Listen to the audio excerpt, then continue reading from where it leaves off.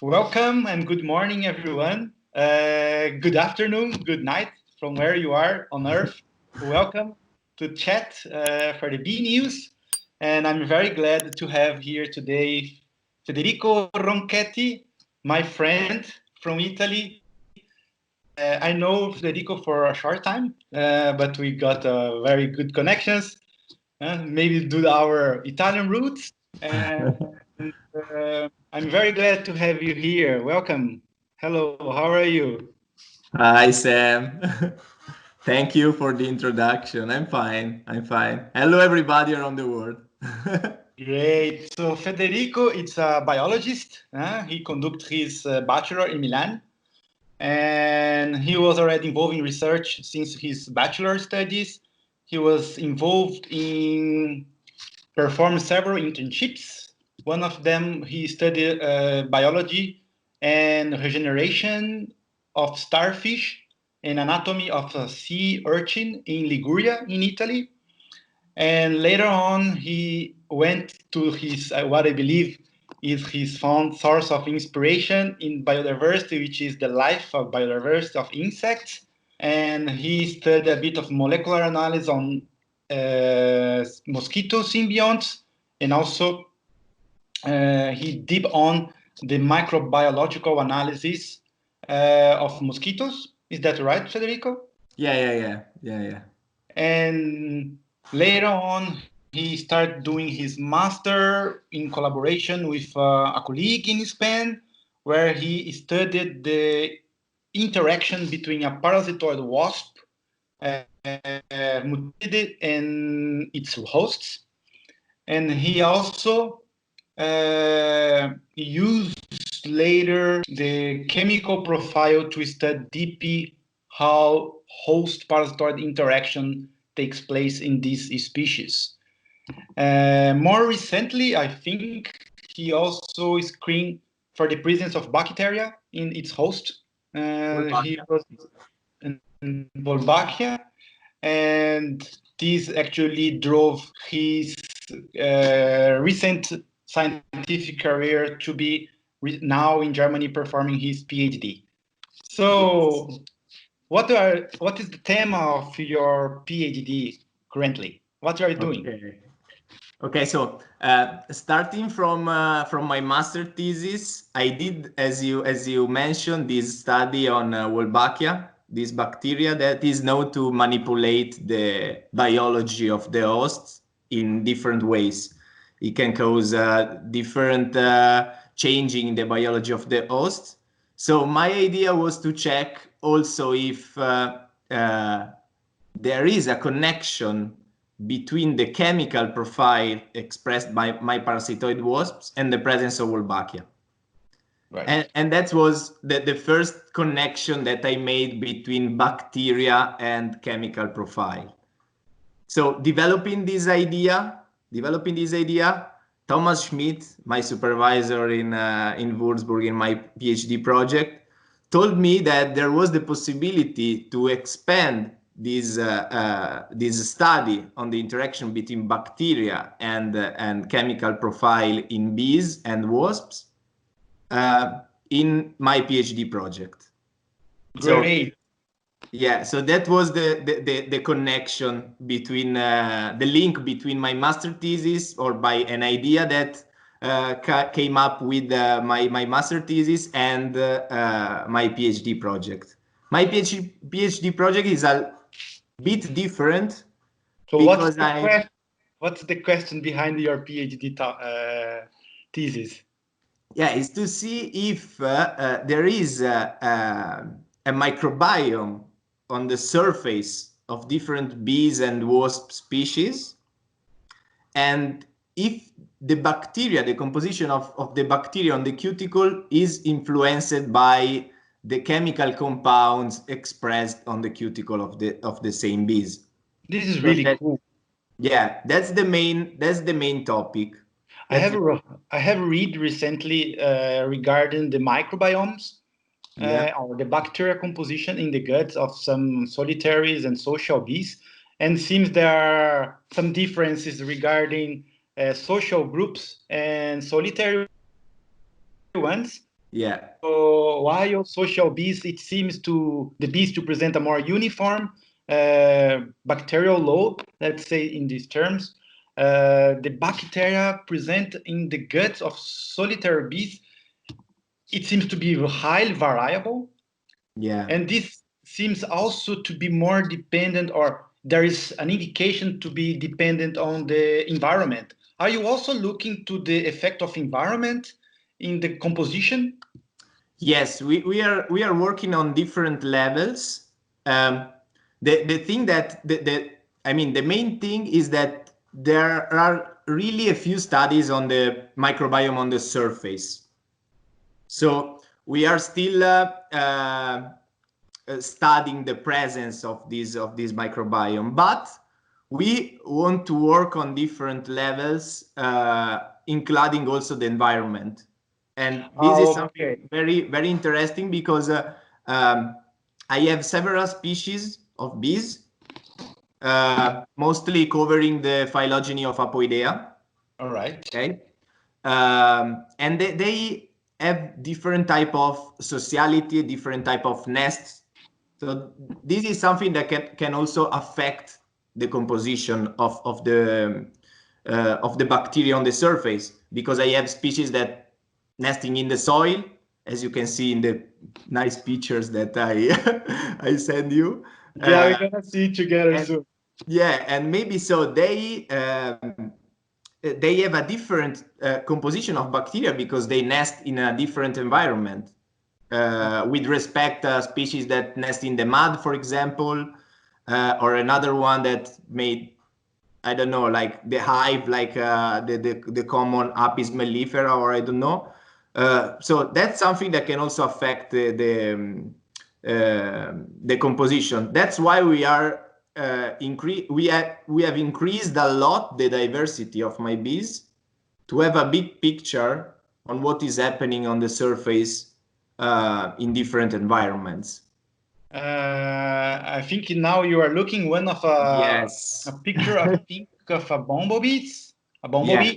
Yeah. So this is because you mentioned you are actually looking at different species. Yes, And just exactly. before we start talking and through the pictures you share with me, just want you to clarify something that I didn't understand from the beginning. Yeah. Are you looking at the microbiome present in the surface of the bees, but also in the microbiome present in the gut? Or Yes. it's like both or one or another? This is, I didn't, it's not clear. Can you clarify it for us? Yeah, let's say that the project is focused on the cuticle, but since there are no studies on the cuticle, and there is also the possibility that we will not find a pattern on the cuticle, because these animals basically go everywhere. So maybe there's no pattern on the bacteria that they have on the surface, because they basically go on flowers, then on other flowers, interact with other insects, and that can maybe not be so uniform, let's say, in a species. So there probably also some contaminations and everything. So that's why we also took the microbiome of the gut, because we know in literature that the microbiome of the gut is stable. Right. So you this are is like my policy insurance, let's say, on my project. You're looking at it in several species, and you mentioned also varying the sociality across the species, but also the nest or natural histories of these bees. So now I'm going to share with the people at home looking. So can you just give a brief explanation, or who are the bees we are looking at? And they are like biology in terms of sociality, if it's a social or solitary. And then I think we have like 5 or different species that summarize nicely the species that you are covering, right? So who is one here that is in the screen? Okay, all right. Here we are looking on a species that I included in my analysis. I mean, a species. We are still want to determine a species 100% because you know it's quite difficult, and I'm not so good in taxonomy. Well, that's okay. We always need the help from taxonomies. Their work is really important. Yeah. So this is a eusocial bee from the genus Bombus, and I included this species because it's one. I mean, it's very common and very well studied, and is nesting in the ground. Is a pollen collector, as we can see in the picture. It's a really nice picture. You can see how much it gets in touch with all the reproductive structure here, right? Yes, exactly. Wow, Yeah. you can tell even the feminine part here likely. That's awesome picture. Yeah, no, it's very nice. And this picture were made by one of my supervisors in my PhD, that is Carlo Polidori. That was my Cool. supervisor in my master thesis. And yeah, he made this great picture of this bombus. Okay, and here we can see this is an Alictus scabiose. This is a queen, and she's basically digging the nest. So It's an underground nest. yeah. This Whoa, species of a lictus nest in the ground, and was really very abundant in the in Marema, that is a regional park in Tuscany where I made the collection. It was really abundant on July, and we collected a lot of these of individuals of this species, even from different populations. So we are really sounds really promising, because these Alictus also show a lot of strange polar compounds on the cuticle, so they can maybe be really interesting in the composition of bacteria on the cuticle. Regarding the nutrition aspects, the picture before, we know that bombus we used to be very general in terms of collecting pollen. And what about these species? Are they? It is more. How can I say? Specialized in one kind of plant, like, or it's also generalistic bee. As far as I can see during my fieldwork, they are quite generalist too. So they go on different plants. But I'm not 100% sure about that. I have to check the literature and see if there are something about the composition of the pollen that they collect for the larvae, for example. And do you know this one is also a underground nesting bee, solitary Yes. bee, or it's a social? Who is this? This is another eusocial bee. This is a Lasioglossum, species of Lasioglossum.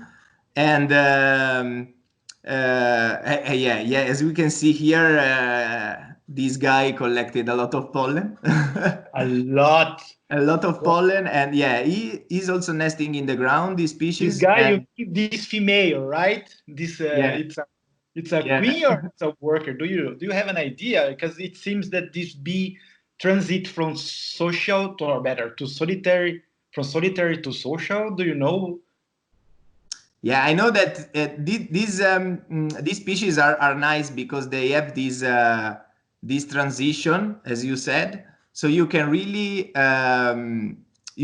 study the differences between species that are solitary from other that are eusocial. This one, for example, is an eusocial one, because we found a lot of aggregation of this Lasioglossum that is very abundant in Marema, in this place. Do you have the GPS? Do you know how to get there?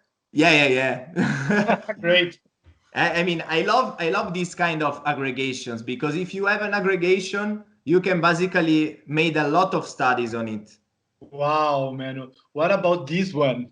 It's amazing. It's like when I saw for the first time this picture, I was asking myself if the bee really build this nest, or was like taking advantage of this kind of cavity and get inside? Do you know who is this, like which species it is, and if this bees actually build this nest? Yeah, this is Lasoglossum malacurum, okay? Wow. And yeah, they really like this kind of soil. So this is soil that is made by it's like a mix of compact sand, okay? Uh-huh. So they really like this kind of soils, and in Marema there are a lot of these paths that go through the field of farmers and everything, and they really like these tractors. But you can easily understand if you are facing an aggregation of these bees, because they have a special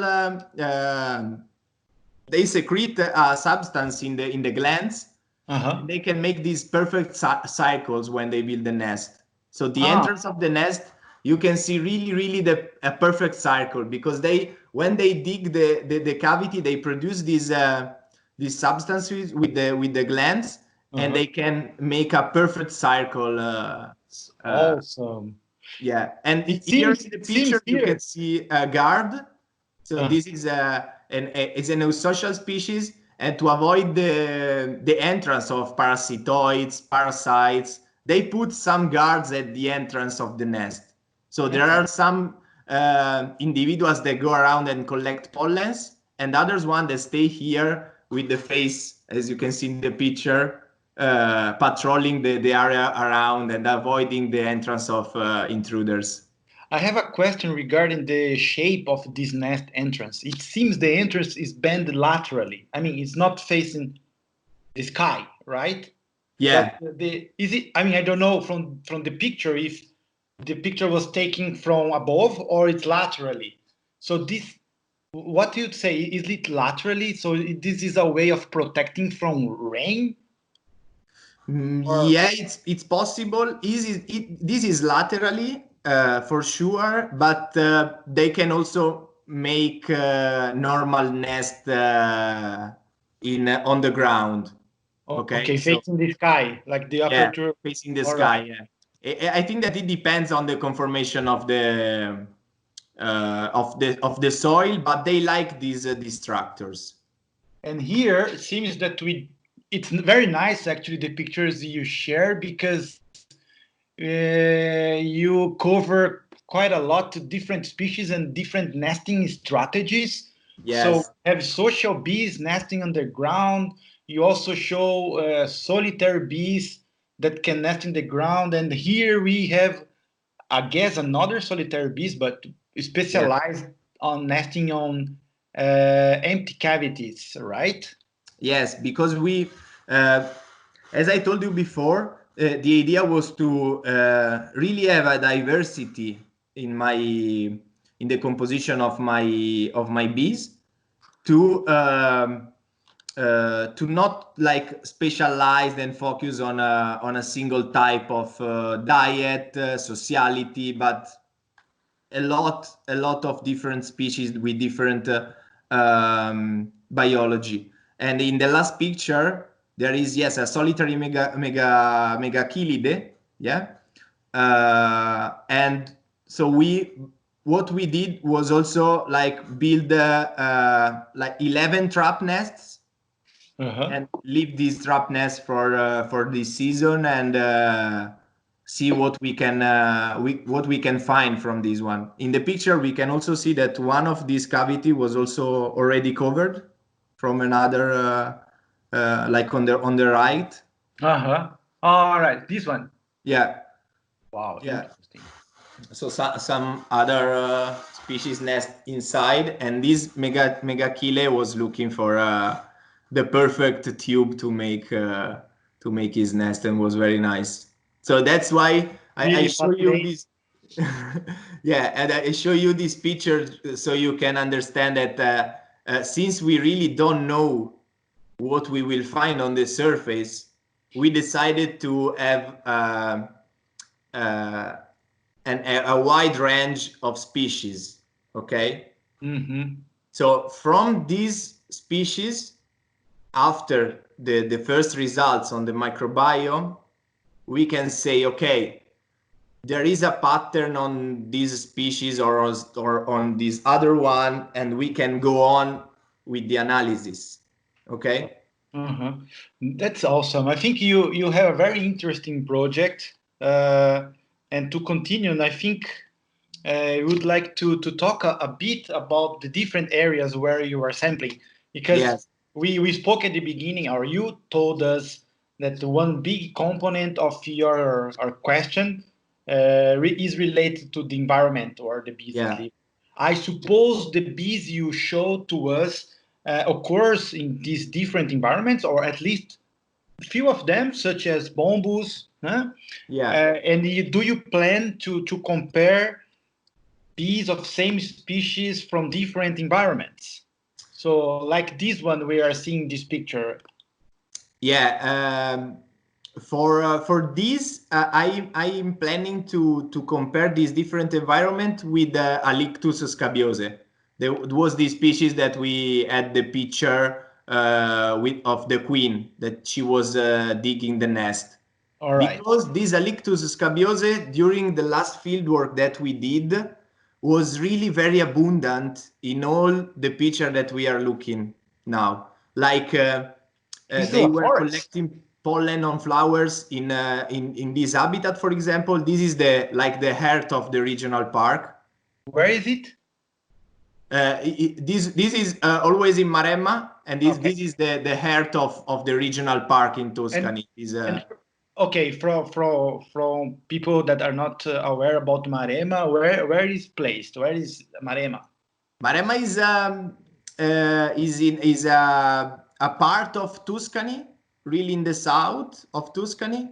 In Italy? So not so far away from the border with Lazio. Okay. Lazio, where Rome is the capital, so very close to Lazio. And the good thing is that Maremma is also really a few kilometers from the beach. So here we are looking on this environment. Aha, there it is. Yes, exactly. If you walk for a few kilometers, the vegetation become more and more open, and you arrive on the beach. So would you say that this is in between the forest and the beach? Like you have this forest and the back, like as you can see here in this other picture, like we have more forest there in the mountain. So you have more this open vegetation, which might be very rich in ruderal plants. Yeah. And then you have this other environment here, which is more. You had species. For example, in the on the beach, I also collected some species that I included in the Apoidea, because in Apoidea we know that there are also Crabronidae that are wasps, but are in the group of Apoidea. Okay. And they nest in the sand, so that was really nice because you can see really on the beach a lot of these wasps. Okay. That's interesting. And I also noticed that you have an area that are dominated for one species or another. I mean, a plant species such as this one, this picture here, and also a crop like a monoculture, I would say, or of sunflowers. This is also a component. Or are you looking to this monoculture or more crop sites effects on your system? Not really in my system, but I show you this picture because when I was doing the field work, I noticed, and maybe this can be a project or a side project in collaboration with other guys, because I really noticed that the abundance of bees was lower close to this kind of environment. So when I see these monocultural crops, it was more difficult to find bees and wasps and this diversity environment. If you go to the regional park that is protected, as this picture that you are showing now, the diversity increased a lot. So that's something that we, I mean, that is something that for the future could be interesting, because Marema is a region, the Marema Regional Park is very nice because there is this part that is really protected, but the agriculture is also a big component in this environment. So you can really compare on a few kilometers the situation. That's nice. But that's interesting, because then you can have an overview of different landscape in a small scale, which is important. So Exactly. here I think it's a picture that summarizes a little bit of how you collect your bees. So I was wondering, since at the beginning, and I would like you to summarize quickly how the bees should be sampled when someone wants to study the chemical components, like the cuticular hydrocarbons, because I have heard some people that went to the field and they aim doing it, but they end up putting the material in ethanol or RNA later, so it seems that the material was gone. So can you tell us how we should collect in terms of keeping the cuticular hydrocarbon available for studying cuticular or chemical profiles of bees in the laboratory? Yes. Okay. So as you can see, you simply collect the bees with the net and put them in a vial. Okay. You cannot use acetate or something to kill bee, or should we not use it? No. Nothing, because these substances can affect the composition of the cuticle. So the best things to do is to collect the bees with the net, and then immediately freeze the bees down. Okay. So the good thing for us was that we had this. We were in this place that was a farm. Okay. We had this house in a farm with a freezer. So basically, we collected the bees every day, and then we only had to do a few kilometers to come back to the home and immediately freeze them down. All right. The other good thing was that we can also transport the animal in dry ice, because there is a company close to the town where we were, that can provide us this dry ice.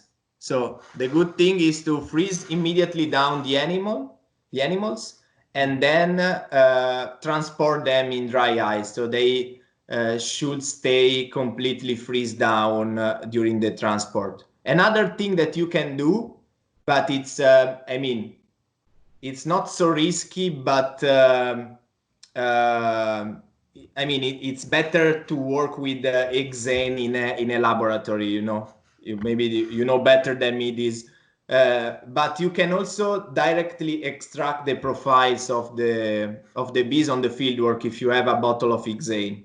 Okay. But someone doing that should be aware of establishing the same methodology, like time inside the vial with hexane is also something important, right? Because it will summarize later how much of the compound we'll have. So it's good to establish a pattern. Yeah, let's say that for me, for my master thesis as also my PhD. So the idea is to simplify it, to summarize this process, is to collect the animal, freeze the animal down, okay, and then immerse the animal in hexane, okay, completely for 10 minutes. All right. So that's the time that is, it's perfect. You can really see the entire profile if you leave the animal 10 minutes in hexane. Mm-hmm. So Federico, I think we are now going to the end of our talk. I would say like this, because we are friends, and I'm very, very much excited about and fascinated about the story you told us. It seems really a cool project. I would like to wish you a lot of success in obtaining your data now in the lab. And I would like already to let it open to you and invite you to come back soon or whenever you have your data ready, to continue telling us this fascinating story regarding the cuticular hydrocarbons and microbiomes and the surface and also gut microbiomes of solitary bees from Italy. So Yes. I would like to thank you for that. Thank you. Thank you, Sam. Thank you. And yeah, just one thing that I want to tell you is that now we are in the middle of the bioinformatic analysis, so I cannot tell you so much about the results on the microbiome, but the ideas that we have for the future are two basically. Okay, so the first one is to if we find something interesting on the cuticle We find it. bacteria. So the idea is to isolate the bacteria, the species that are more interesting, okay, and try to grow these species on a petri dishes with agar, okay, and then use the chemical compounds, the stranger chemical compounds that we find on these bees, and try to see how they can interact with the bacteria. So the bacteria maybe can eat these compounds, so they are like commensals or symbionts for these kind of species, or these toxic compounds avoid the presence of other bacteria. Okay, so this is the on a question. When you say stranger, you mean in terms of abundance, like the more rare compound or the most abundant compound? Yeah, I mean something that is, for example, in different species of Alictide, for example, something that is very rare or is very strange, but is well produced by the bee. Okay, so it's something that they produce with quite abundance, but is something not so common, let's say in this way. Maybe, I don't know, I'm talking about polar compounds or carbohydrates or something like that. They can produce with different chemical reaction on the cuticle. Okay. All so right. This is one aspect. The other one is to focus on host parasite systems, and here we can work with the gut, with the chemical strategies that they use, and if species that use chemical strategies compared to others that don't use chemical strategies also have different composition of bacteria on the cuticle. So that's just to give you some input for It's amazing. for Yeah, our it's more complex than I thought. It's really good. It's really nice. You have a very interesting question for your PhD. And I would like to thank you then for contributing to our bee news or buzz news. Let's see how it will end up. And I would like to thank you everyone then for being with us, for watching. And I would like to, if there is someone wanted to address you a question, would you like to, or I can put it here down later, your email, if it's okay. Yeah, it's okay. All right, then I will do that. Okay. And thanks, Sam, for the opportunity. It was really nice. yeah, I hope we can keep in touch. Like we are now all at home, right? Working from home, but likely soon we're gonna be all together, hopefully, and then we will manage it to produce more videos. And I hope you'll be back soon, telling us about your stories. Okay. Thanks, Sam. Thank you, guys. Thank you for watching. Thank you, Federico. Bye bye. I would like to thank you for your for watching, and don't forget to make always buzz for science. Goodbye. Bye bye, Sam.